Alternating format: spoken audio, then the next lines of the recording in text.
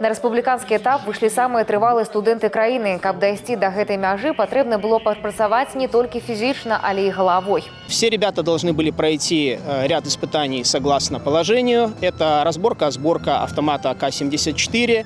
Это тактическая стрельба, это знание истории Великой Отечественной войны и ряд других мероприятий. Кожная команда 10 чалавек. У гэтым годзе ўпершыню арганізатары дазволілі зрабіць змешаныя каманды.